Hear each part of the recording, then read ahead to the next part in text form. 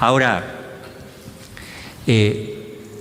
rezar por los que ya están muertos para que yo sane, pero es ridículo.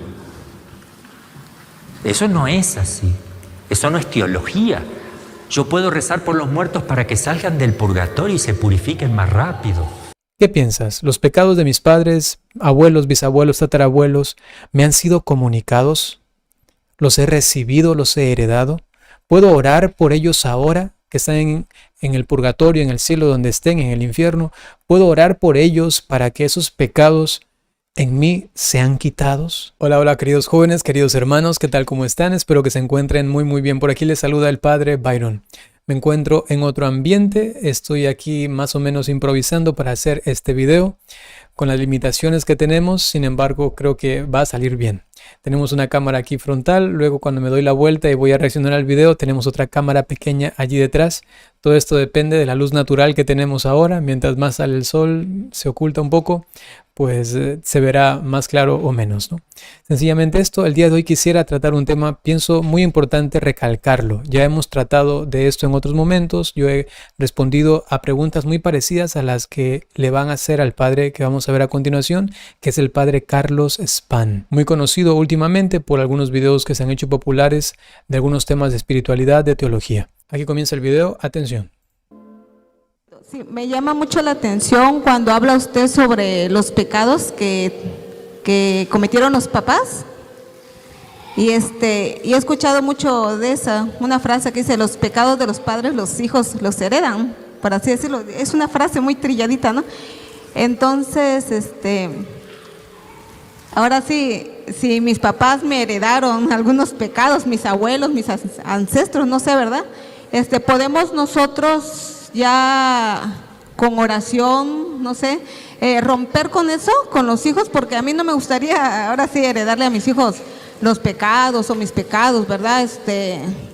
Porque sí es preocupante, ¿no? Que se siga esa cadenita, ¿verdad? Con los nietos y las...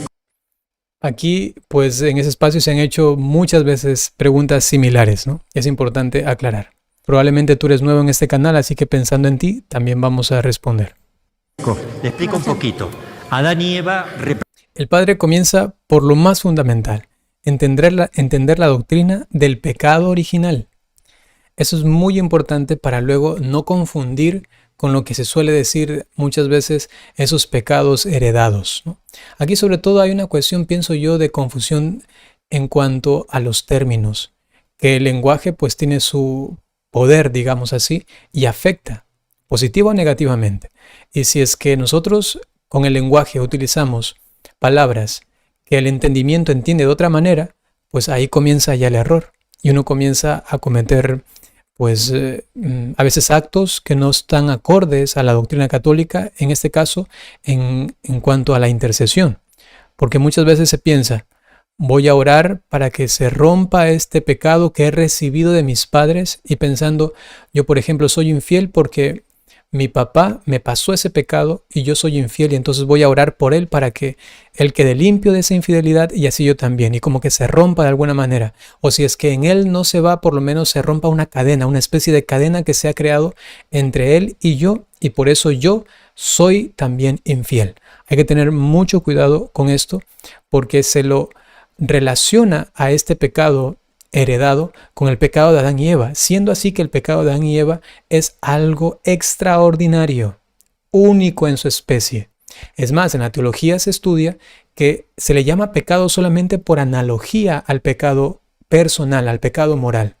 Adán y Eva cometen un pecado personal, moral, histórico, cometen un pecado y eso tiene como consecuencia otro pecado que no es el pecado personal y moral, sino que es un pecado que se conoce con el nombre de original, porque es un pecado contraído, que es un pecado heredado, pero único en su especie. La consecuencia del pecado personal y moral de Adán y Eva ha impactado en nuestra naturaleza humana, ha impactado en nosotros.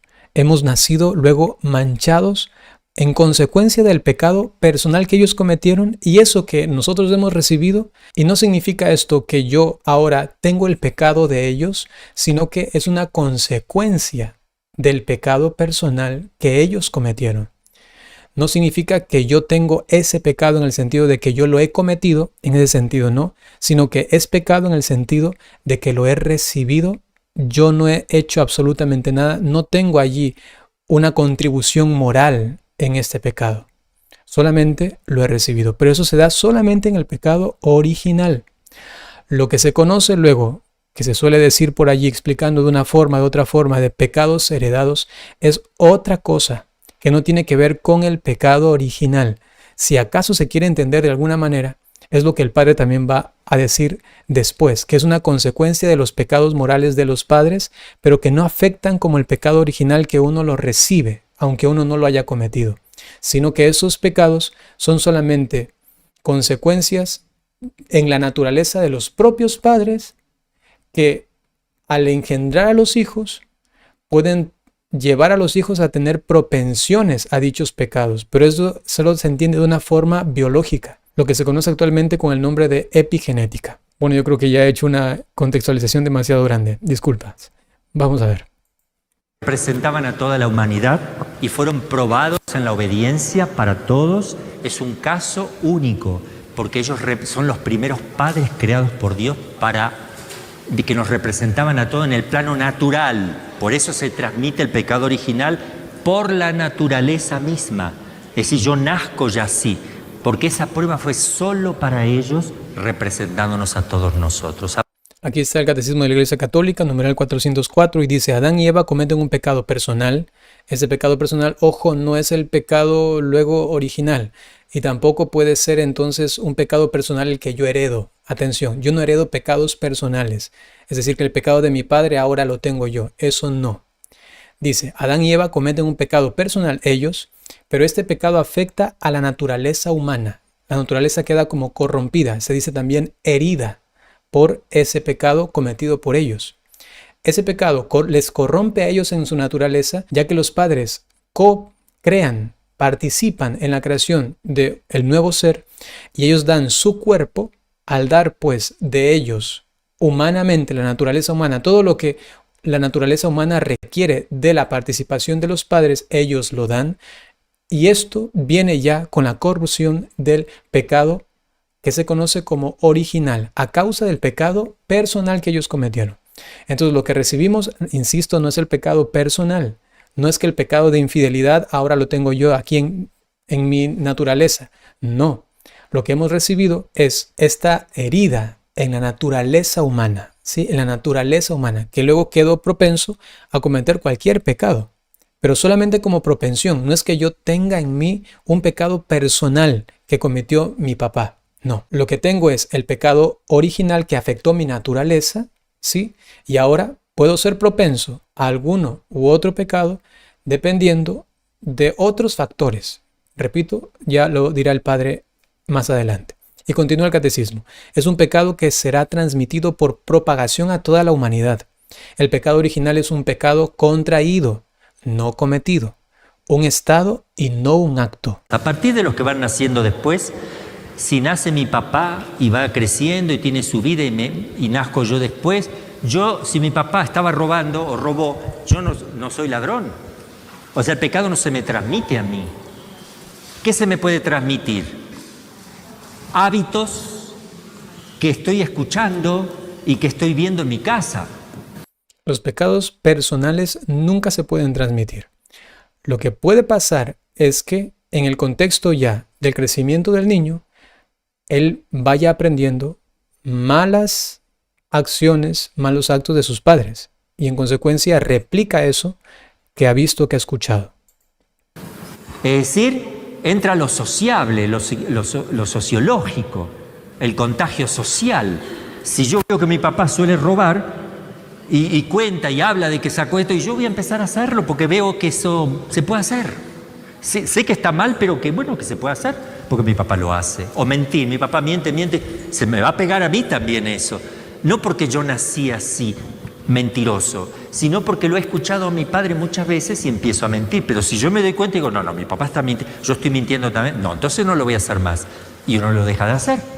Es decir, los pecados de los papás no se transmiten a los hijos como pecados, solo tendencias, pero no por la naturaleza. tendencias de la naturaleza biológica también hay, pero no como actos morales, sino por la parte biológica. Un papá que toma mucho alcohol y tiene... Eso es importante, ¿no? El padre habla de una tendencia biológica que puede haber para tal o cual mal moral, para tal o cual pecado. Va a poner el ejemplo del borracho. El hijo puede tener una tendencia biológica a también beber alcohol. No quitemos de vista, sin embargo, lo que todos nosotros recibimos desde Adán y Eva, que es el pecado original en cuanto a corrupción o herida, mejor dicho, de la naturaleza humana. Por eso tenemos esa inclinación hacia el mal. Pero eso lo tenemos todos, todos, todos. Menos Jesucristo, menos la Santísima Virgen María. Luego, todos tenemos esa propensión, ¿sí? Ahora bien, esto puede ser acentuado por una inclinación biológica que recibimos de parte de nuestros padres. Eso se estudia a nivel genético, lo que se conoce también como la epigenética, ¿no? Tiene hijos, probablemente los hijos en el cerebro le venga tendencia a tomar alcohol porque ellos recibieron alcohol en la gestación. Es decir, que están contaminados de alcohol o droga. Si la mamá le gusta mucho lo dulce, está embarazada y come muchas cosas dulces, el bebé después, sin que se dé cuenta, le va a gustar mucho los dulces, porque se malenseñó. Él ni sabe que la mamá comía mucho. Yo salí como mi mamá, me gusta mucho lo dulce. Obvio, pero podría no salir así si la mamá no hubiera comido dulce. A lo mejor no le gustaba tanto los dulces. Esas cosas biológicas sí, pero los actos morales, una mentira. Yo nazco sin la mentira de mi papá. Si esa mentira fue de mi papá. ¿Se entiende esto? Los actos morales implicaría que es un acto personal y que esto se me atribuye a mí como imputable. Yo soy el responsable de esto. Pero evidentemente yo no soy responsable de las borracheras de mi papá. Yo no soy responsable de las mentiras de mi mamá. No puede ser que ahora yo tenga ese pecado en mí. No tiene esto lógica. De eso es lo que se habla muchas veces cuando se intenta aclarar ciertas corrientes teológicas actuales que están proponiendo esto. Que hay que tener mucho cuidado con confundir esto. Como he dicho al principio, a veces es una cuestión terminológica que no se entiende bien o que no se aclara bien y a la final las personas terminan creyendo cosas que no son correctamente a nivel teológico, a nivel católico, ¿no? Hay que tener cuidado con esto. Eso le preguntaron a Jesús. Le preguntaron, Señor, este ciego de nacimiento, ¿por qué nació así? ¿Quién pecó, la mamá o el papá? Ni la mamá ni el papá. O sea, no es que no pecaron, sino que no son culpables de que él nazca ciego, por el pecado de ellos. No tiene nada que ver el pecado. Si mis padres son pecadores, no quiere decir que a mí me va a faltar una pierna cuando nazca, porque no tiene relación lo moral con lo biológico. Pero si toma alcohol, probablemente no me nazca una pierna, porque lo biológico tiene relación con lo biológico. No sé si me alcanzan a entender. Entonces, cuando uno hace oración para las generaciones anteriores, si están vivos. Si mi papá está vivo todavía, yo puedo rezar para que mi papá se corrija. Pero si él se corrige... Eso es lo de siempre. Oramos por la conversión de nuestros hermanos, en este caso de nuestros familiares, de nuestros padres, cuando están vivos. Yo puede ser que no me corrija. Depende si yo quiero corregirme o no. Entonces, si yo rezo por mi papá y mi abuelo y mis abuelos y bisabuelo que están vivos, es para que se conviertan, pero tal vez se convirtieron ellos y yo no. O tal vez yo me convierte y mi tatarabuelo sí, pero mi papá no. Porque eso es libre en el ser humano, no es matemático. Eso no está en lo biológico. Ahora, rezar por los que ya están muertos para que yo sane, pero es ridículo. Eso no es así. Eso no es teología. Yo puedo rezar por los muertos para que salgan del purgatorio y se purifiquen más rápido. Eso es doctrina católica, ¿no? Orar por nuestros hermanos difuntos que están en el purgatorio. Eso es doctrina católica. Pero luego orar por mis padres, abuelos, bisabuelos ya difuntos para que se rompa una especie de cadena que existe porque yo estoy esclavizado a tal pecado porque ellos lo cometieron y orando por ellos van a ser libres de ese pecado y así entonces yo también voy a ser libre. Eso no es por lo menos doctrina católica. Hay que ser claros. Y si es que alguien dice lo contrario, pidan siempre que les muestre dónde está esto en la doctrina católica. ¿Sí? ¿Está en el catecismo? ¿En qué documento de la iglesia? Es importante. ¿Me entienden? No para que se corrijan. ¿Cómo se van a corregir? Ya no está él con el cuerpo. ¿De qué? No, para que para que yo me sane, rezo por todas mis generaciones para que yo me sane. ¿Dónde está la conexión causa-efecto? Si yo aprieto una llavecita, se va a prender la luz. Causa-efecto. Ahí está la llave de luz y se prende. Está la perilla y se prende. Causa-efecto. Pero si yo no aprieto acá, esto no se va a encender. Eso no existe, digamos, en este caso concreto. Si yo rezo por los antepasados, para que yo me sano, no hay causa-efecto, no hay algo científico, probable, ni teológico que me pueda a mí dar a entender que eso es posible. Y ahí vienen las confusiones. Sí, ahí vienen las confusiones. Y lamentablemente existe también algo muy parecido en todo este ambiente esotérico, nueva era, que se llama la sanación de los árboles genealógicos. Son terapias entre psicológicas, espiritualoides, una mezcla de cosas raras ahí. Tengan muchísimo cuidado. Hasta yo he tenido que hacer en algún momento un video sobre esto, de que dentro de la Iglesia Católica se ha estado practicando esto, ¿no? De la sanación de las conexiones de los árboles genealógicos, algo de la cosmología heredada, una cosa así muy extraña. Tengan también mucho cuidado con eso, ¿no? Entonces podemos rezar por nuestros antepasados. Si están vivos, reza por su conversión. Y si están muertos, para que se sean liberados del purgatorio. Punto. Y ahí yo añadiría, y si es que tú estás en algún pecado, reza por ti y pide también la oración de tu comunidad, de tu familia, de las personas que conozcas, de algún sacerdote, de alguna religiosa, que recen por ti para que te ayuden, para que su oración sea para ti como un contexto, un ambiente propicio para que tú puedas salir de esta situación de pecado, que es tu pecado. Ahí sí es algo personal tuyo. Tú no puedes estar echándole la culpa ahora a tus antepasados y orando por ellos para que, siendo ellos libres, tú seas libre. Sencillamente ahí tú tienes que asumir con responsabilidad tus pecados que has cometido y comenzar a trabajar, así como todos nosotros. En la misa decimos todos que nos confesamos porque hemos pecado ante Dios y nos confesamos ante todos los hermanos, porque tanto el que está a tu izquierda, derecha, como el que está adelante, atrás, ellos también son pecadores y todos estamos luchando por los pecados que hemos cometido, ¿sí? Para el pecado original, ¿cuál es el remedio? El santo bautismo. Que queda allí algo que se llama concupiscencia, que es la inclinación. Pero para eso estamos con la gracia de Dios, para permanecer firme, avanzar y llegar hasta el mismo cielo, ¿no?